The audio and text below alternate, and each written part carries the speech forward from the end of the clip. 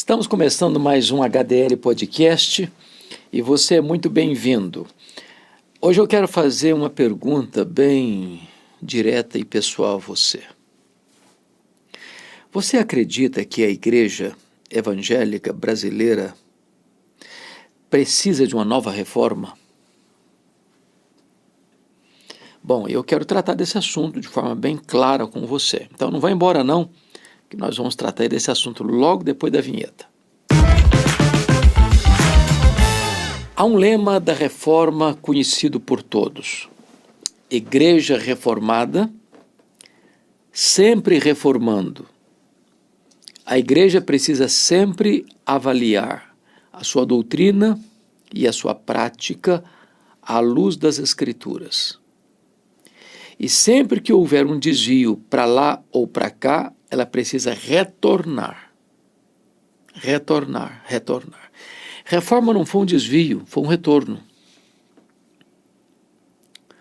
A reforma foi um retorno à doutrina dos apóstolos, às Escrituras, à centralidade da Bíblia. Poderíamos brevemente olhar para a igreja assim. Nos 5 primeiros séculos do cristianismo, nós tivemos aquilo que nós chamamos do período dos pais da igreja, período da patrologia, período da patrística. Nesse período, o que mais ficou em efervescência foi a doutrina de Cristo. Talvez pela influência do pensamento grego, que negava a encarnação e a ressurreição de Cristo. Muito se debateu sobre a questão da divindade de Cristo, sobre a questão da humanidade de Cristo, sobre a questão da pessoa divina-humana de Cristo. E nós tivemos 3 grandes concílios na igreja para resolver essa questão doutrinária. Em 325, o primeiro concílio geral em Nicéia, convocado pelo imperador Constantino, em virtude da pregação herética diário em Alexandria, afirmando que Jesus não era Deus, Deus de Deus, luz de luz, coigual, coeterno e consubstancial com o Pai. Então Atanásio triunfa sobre as teses heréticas de Ario e define a doutrina tão gloriosa, tão posta claramente nas Escrituras, que Jesus Cristo é verdadeiramente Deus, Deus de Deus, luz de luz, coigual, coeterno e consubstancial com o Pai. Mais tarde, em 381, é necessário um outro concílio, concílio de Constantinopla, para enfatizar a doutrina da perfeita humanidade de Cristo. Então nós temos uma pessoa e 2 naturezas distintas. Ele é perfeitamente Deus, mas ele é também perfeitamente homem. E só mais tarde, no Concílio de Calcedônia, em 451, é que fica definido com total clareza a doutrina da pessoa teantrópica, ou divino-humana de Cristo. Ele é Deus, ele é homem, numa única pessoa. De tal maneira que Jesus Cristo é Deus e homem, é homem em Deus. É a sua natureza divino-humana, a sua natureza divino-teantrópica, ele é Deus e homem.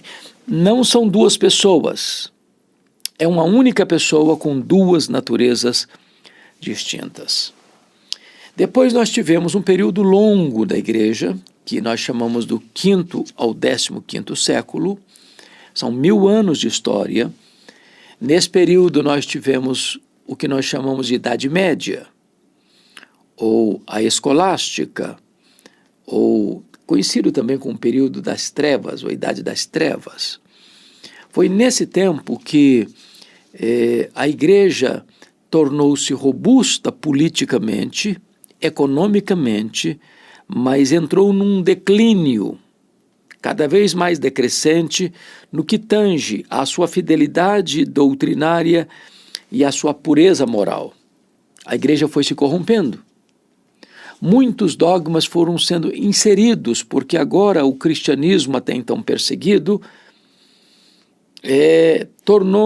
ganhou status de religião oficial do Estado.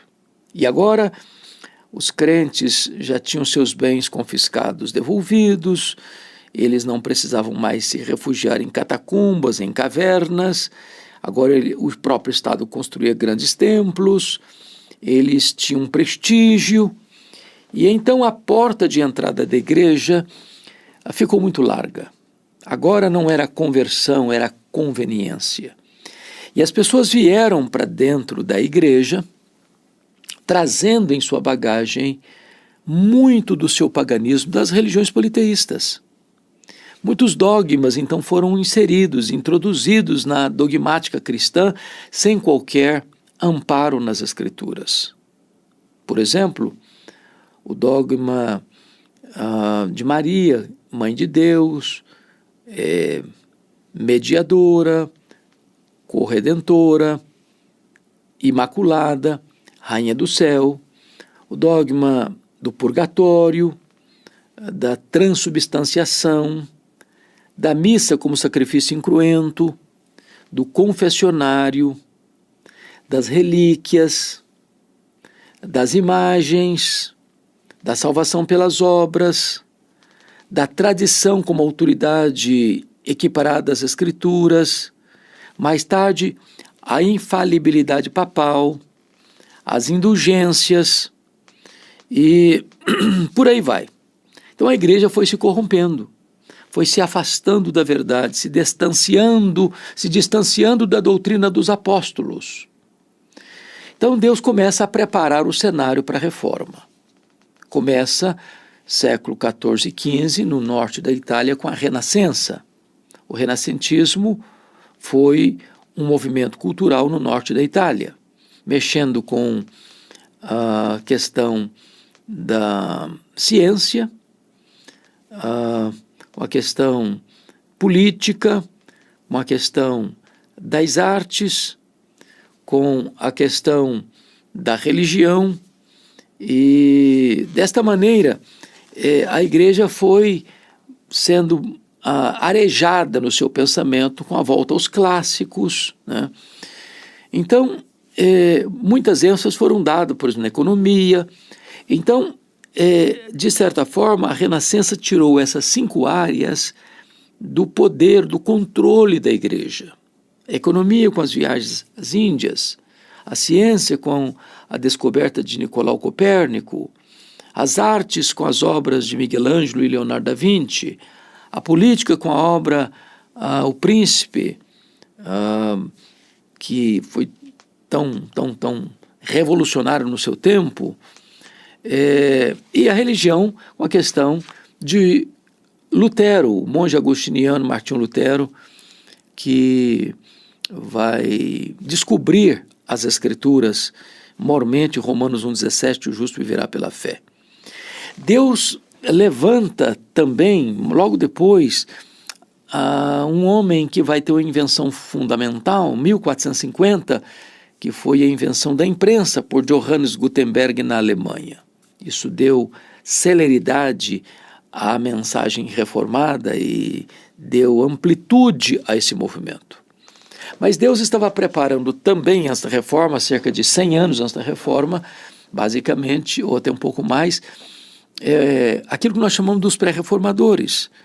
John Wycliffe, na Inglaterra, Jan Hus, na Boêmia, Jerônimo Savonarola, na Itália.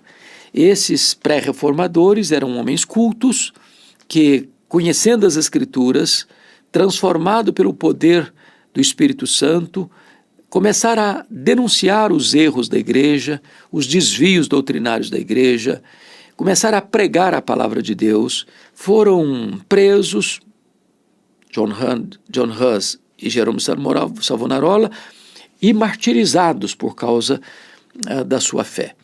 Porém, 100 anos depois, o monge agostiniano Martinho Lutero, ouvindo o embaixador do Papa Leão X, Johannes Tetzel, pregando a questão das indulgências na Alemanha, perdão de pecados, ele, então, já conhecendo as Escrituras, já tendo uma experiência com Deus, ele vai fixar nas portas da igreja de Wittenberg, no dia 31 de outubro de 1517, as 95 teses contra as indulgências. Estava deflagrado aí o movimento da reforma.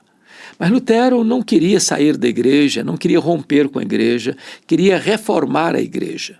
Porém, em 1521, ele é convocado à Dieta de Worms, onde estava lá o grande imperador, o Carlos V, estavam lá as autoridades eclesiásticas, e ele não foi chamado para discutir, ele foi chamado para se retratar.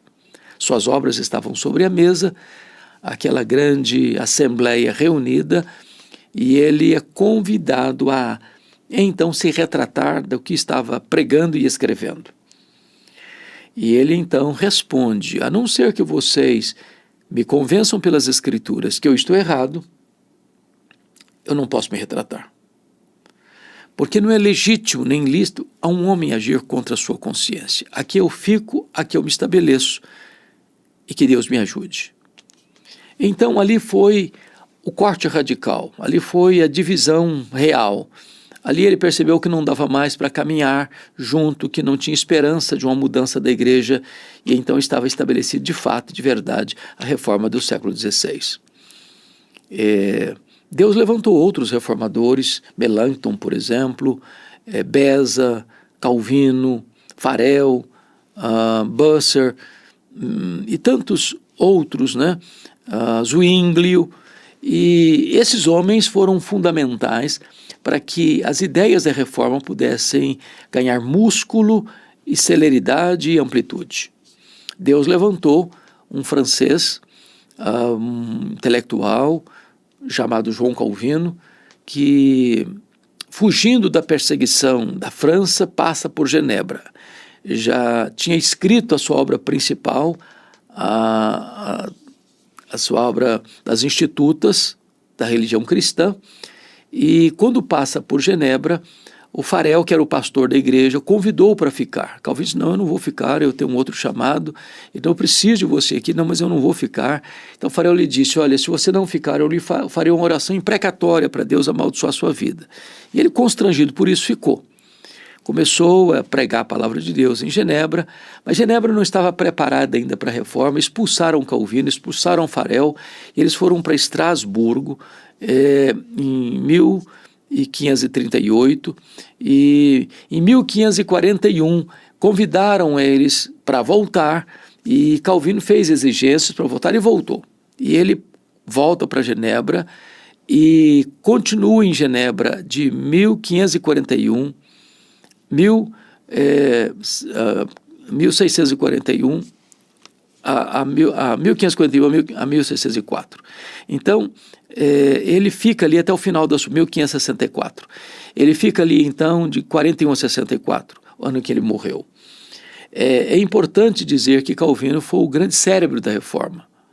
Nesses anos que ficou em Genebra, de 1541 a 1564, Genebra vai se transformar numa referência do que era a ação de Deus na história, de transformação da sociedade, de influência na academia, de influência na economia, de influência na política, e ele foi o grande mentor, portanto, da reforma. Deus levantou outros instrumentos, como disse, e a reforma então foi ganhando musculatura, foi ganhando corpo, não sem dor, não sem lágrimas, não sem sangue. Por exemplo, em 1572, dia 24 de agosto de 1572, à noite de São Bartolomeu, Catarina de Médici manda matar os huguenotes. E numa única noite, 24 de agosto, mais de 70 mil huguenotes, mais de 70 mil calvinistas franceses foram assassinados. Na Alemanha, a Guerra dos 30 anos, 1618 a 1648, mais de 1 milhão de pessoas morreram. A perseguição na Inglaterra não foi tão diferente, sobretudo sob a liderança de Maria Tudor, 1553 a 1558, onde houve uma grande chacina na Inglaterra. Grandes lutas vieram depois disso. Então a reforma se estabeleceu, a reforma foi ganhando forças e, pela graça de Deus, o evangelho foi crescendo e prosperando. Algumas ênfases foram importantes na reforma. E 5 delas foram as principais. Sola Escritura, só a Escritura. Sola Gratia, só a graça. Sola Fide, só a fé. Solus Christus, só Cristo. Só lhe deu glória, só a Deus a glória. Então essas ênfases ainda continuam até hoje como ênfases necessárias para a saúde doutrinária e espiritual da igreja. Porém, a igreja foi sofrendo novos ventos contrários. E eu quero destacar alguns deles.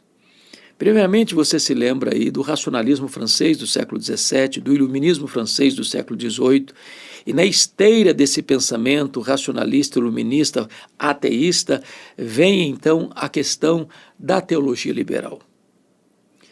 E o liberalismo teológico é um câncer.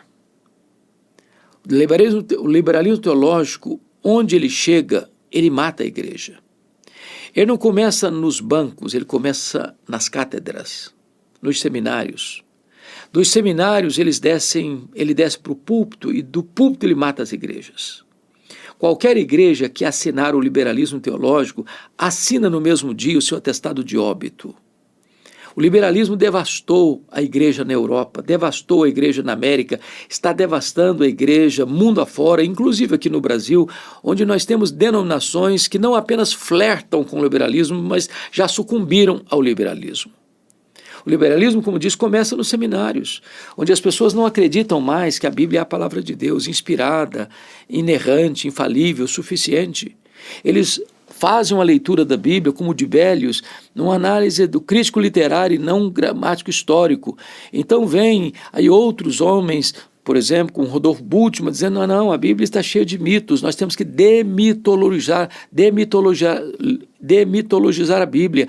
Então, hoje não faltam aqueles que, não, nós temos que atualizar a Bíblia, nós temos que ressignificar a Bíblia, quando a palavra de Deus não é velha, não é nova, ela é eterna, ela não passa, ela não fica caduca, ela não fica obsoleta, ela não fica ultrapassada, ela não é a única regra de fé e prática dada por Deus à sua igreja.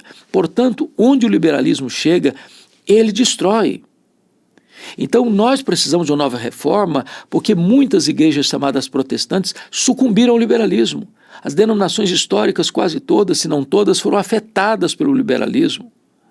E as pessoas perderam a sua fé nas Escrituras, na ressurreição, na concepção virginal de Cristo, na encarnação de Cristo, na ressurreição de Cristo. As pessoas estão esvaziando a palavra de Deus das verdades magnas do cristianismo. O liberalismo vem para assolar e destruir. Então, precisamos de uma nova reforma assim, porque o liberalismo tem atingido, afetado, contaminado, fermentado e destruído igrejas mundo afora. Em nome do intelectualismo, esses professores liberais se infiltram nos seminários, destilam o seu veneno, formam os seus adeptos.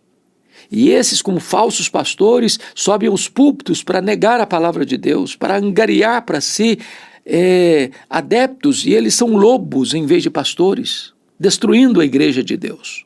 Então, essa é a primeira ameaça à igreja que precisa, que carece de uma nova reforma para um retorno às Escrituras, à credibilidade das Escrituras, à supremacia das Escrituras, à primazia da pregação.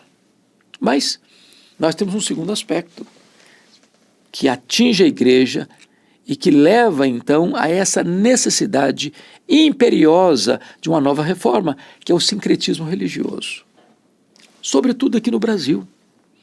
O Brasil é um país de uma composição racial muito interessante. Nós somos uma miscigenação de raças. Nós temos a influência dos indígenas, que são nativos aqui. Nós temos a influência dos portugueses que vieram para cá, os europeus portugueses. Nós temos a influência dos franceses, dos holandeses que também passaram por aqui.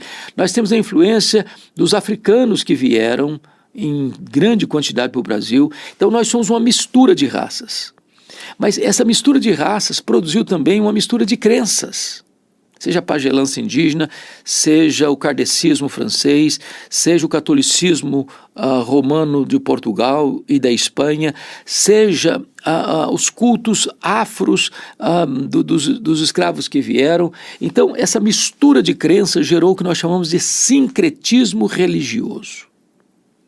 E aí, nós estamos vendo que muitas vezes as pessoas saem dessas religiões sincréticas, vêm para uma chamada igreja evangélica e se introduz um outro tipo de misticismo, de sincretismo religioso. Sal grosso, copo d'água em cima do rádio, como se aquela água que foi orada pelo pregador tornasse uma água benzida com efeitos terapêuticos. Óleo de Israel, como se tivesse alguma coisa mística nisso.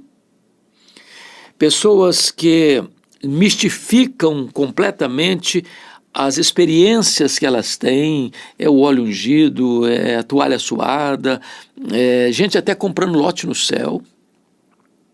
Pessoas importando as práticas judaizantes para dentro da igreja evangélica. Então, essas práticas vão sendo introduzidas no culto, na liturgia, introduzindo novidades no culto e na liturgia, como se a simplicidade do evangelho não fosse suficiente. Todo esse sincretismo, todos esses acréscimos são estranhos à palavra de Deus. É fogo estranho diante de Deus. Nós não podemos concordar, não podemos aceitar, nós não podemos sequer concordar minimamente com isso. Precisamos uma nova reforma, uma volta às Escrituras. O sincretismo religioso está graçando no Brasil, né? Então, é a teologia da prosperidade por um lado, a divulgação de milagres a granel, onde se faz propaganda de milagre que nunca aconteceu. É a gente transformando o evangelho num produto, o templo numa praça de negócio, os crentes em consumidores, o objetivo final é o lucro. São as pessoas comercializando o sagrado, desengavetando as indulgências da Idade Média. São os altos cachês pagos a cantores e pregadores, é o comércio do sagrado. Todas essas questões estão sendo introduzidas na igreja evangélica com laivos de misticismo, com laivos de sincretismo. Pessoas estão correndo atrás de gurus espirituais, de profetadas espirituais, onde pessoas estão tendo visões e revelações forâneas, estranhas às Escrituras, e a igreja está se perdendo nesse mar de misticismo, de sincretismo religioso. Nós precisamos de uma nova reforma. A morte está na panela. As pessoas estão consumindo veneno, achando que estão comendo pão fresco da padaria do céu. Então, é preciso uma nova reforma, uma volta às Escrituras. Mas eu queria concluir dizendo que nós precisamos de uma nova reforma também por causa de uma ortodoxia morta. Temos igrejas que até professam a doutrina certa, ortodoxa, não aceitam heresias, não aceitam falsas doutrinas, não aceitam inovações, estão corretos nesse sentido, mas botaram a vida espiritual no piloto automático. Só tem luz na mente, mas não tem fogo no coração. É o conhecimento sem a experiência. É uma fé apenas teórica, intelectual, mas que não desce ao coração no que tange a fervor, a piedade, a consagração, a plenitude do Espírito Santo. Temos visto igrejas que se dizem ortodoxas, mas estão engessadas, ossificadas. Elas não crescem. E as pessoas ainda geram uma boa desculpa, não, mas são os eleitos que não vêm, ou não tem eleito, ou na hora certa os eleitos virão, mas eles também não pregam, eles também não testemunham, e eles também estão guardados e protegidos, e limitados a 4 paredes. E a fé vem pelo ouvir a pregação da palavra de Deus. Não tem oração, não tem jejum, não tem fervor, não tem entusiasmo, não tem alegria, não tem vibração com as coisas de Deus, não tem brilho nos olhos, não tem coração compungido, não tem choro pelo pecado, não tem arrependimento para a vida, não tem plenitude do Espírito Santo. Nós precisamos não apenas de luz na cabeça, precisamos também de fogo no coração.